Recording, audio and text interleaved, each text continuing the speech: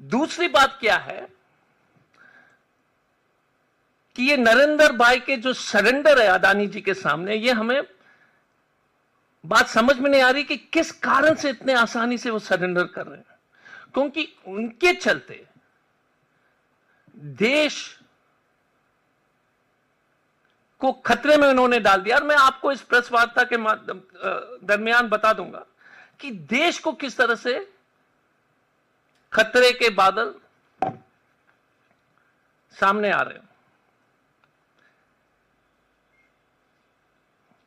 जितने भी हमारे एम्बेसीज हैं, डिप्लोमेटिक ओवरचर्स हैं, ये वो सब लोग जो सरकारी तंत्र सुनिश्चित, पूरी तरह से सुनिश्चित कर रहे हैं कि अदानी जी का बिजनेस ग्रो हो जाए। मैंने आपको इजराइल, बांग्लादेश, ऑस्ट्रेलिया के पावर के बारे में बता दिया। ऑस्ट्रेलिया का कोल माइनिंग, बांग्लादेश का पावर, इजराइल के साथ अनेक करारें जो उन्होंने किया। अब बदनामी कैसे हो रही है? फर्स्ट एग्जांपल, केन्या के एयरपोर्ट। केन्या की नई सरकार ने कॉन्ट्रैक्ट कैंसिल किया गया कि ये फर्जी कॉन्ट्रैक्ट है, इसमें घूस दिया गया है।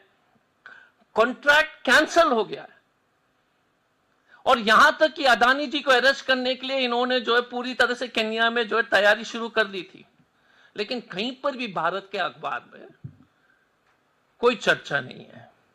हम तो इकोनॉमिस्ट पढ़ना, हम इकोनॉमिस्ट एक अंग्रेजी न्यूज लेटर मैगजीन है वीकली, हमारी जानकारी उससे आई है।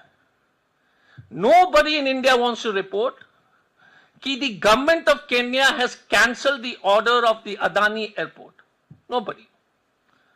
हम उम्मीद करते हैं, मैंने पहले भी लगातार अपने प्रेस कॉन्फ्रेंस में ये उम्मीद जताया कि किसी न किसी दिन भारत के कुछ जो ऑर्गेनाइज मीडिया है उनके दिल बदल जाएंगे और ये आप लोग रिपोर्ट करेंगे।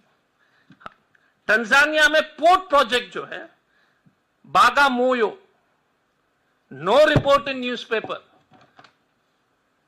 हम अभी बात कर रहे थे हमारे साथी से, मैंने कहा कि कोई यूट्यूब चैनल को बता दो यार, मैं तो कम से कम उनसे रिक्वेस्ट कर लूंगा कि कवर कर लो, क्योंकि ये देश के हित में है। यूट्यूबर के लिए में हम मजबूर हो रहे हैं प्रेस कॉन्फ्रेंसेस में। But look at it, Kenya is cancelled, Tanzania is cancelled, Kenya airport, Tanzania port. Myanmar में एक पोर्ट भी फेल हो गया, म्यांमार का पोर्ट प्रोजेक्ट। श्रीलंका में तो एक जो है राजनीतिक भूचाल वहां जो है आ गई थी, ये अदानी जी के पोर्ट के कॉन्ट्रैक्ट के चलते। हम्बटोला के पोर्ट के बारे में सबको जानकारी है, but no coverage in the Indian mainstream media. आप बताओ यार, भारत की बेइज्जती हो रही है और कोई कवरेज नहीं है। हमको बाहरी विदेश के अखबार से पढ़ करके जानकारी प्राप्त हुई, क्योंकि नरेंद्र ने सरेंडर कर दिया है।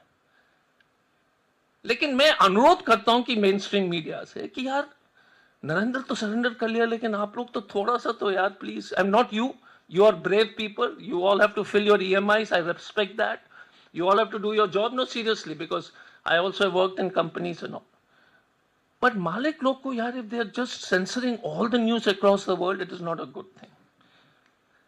फिर जून 2015 में मोदी जी बांग्लादेश गए।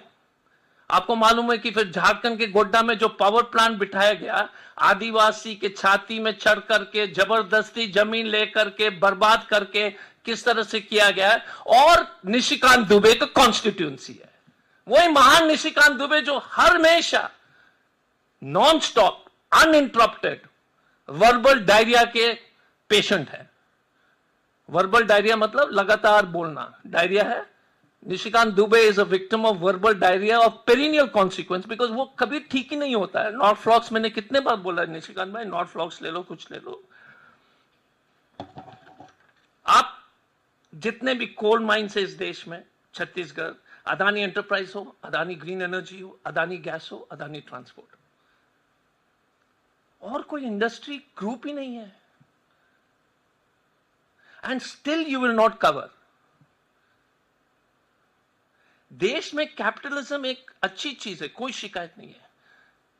रशिया की बर्बादी हो या भारत की बर्बादी क्रोनी कैपिटलिज्म से होगा, और आप लिख के ले लीजिए, और जैसे कुछ पत्रकार बोलते हैं कि लिख के ले लीजिए, 20 साल बाद याद आएगा, पर्स में डाल दीजिए, बट ये बैड फैक्ट है।